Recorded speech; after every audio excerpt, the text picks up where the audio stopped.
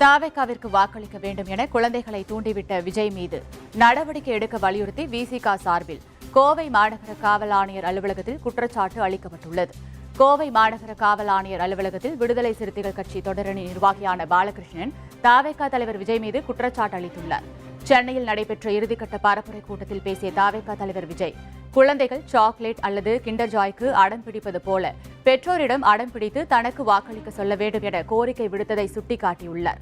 அரசியல் முதிர்ச்சியற்ற இத்தகைய தூண்டுதல் பிஞ்சு குழந்தைகளின் மனநிலையை தேர்தல் ஆதாயத்திற்காக தவறாக பயன்படுத்துவதாகும் என குற்றச்சாட்டு அளித்து அவர் தெரிவித்துள்ளார்.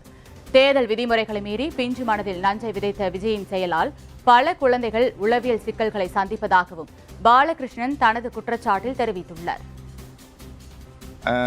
போன 21ஆம் தேதி டிவிகே தலைவர் விஜய் அவர்கள்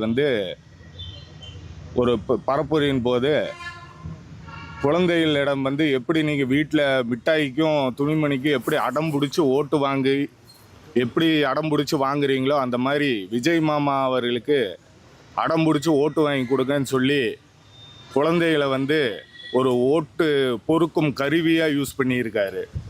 இதனால் என் வீட்டில் என் குழந்தை ஓட்டு போட போகும்போது நீங்கள் டிவிகேக்கு தான் ஓட்டு போடணும், இல்லாட்டி நான் சாப்பிட மாட்டேன், தூங்க மாட்டேன், படிக்க மாட்டேன் அப்படின்னு சொல்லி அடம் பிடிச்சி என்னை வற்புறுத்தி டிவிகேக்கு ஓட்டு போட சொல்கிறான் என் பையன்.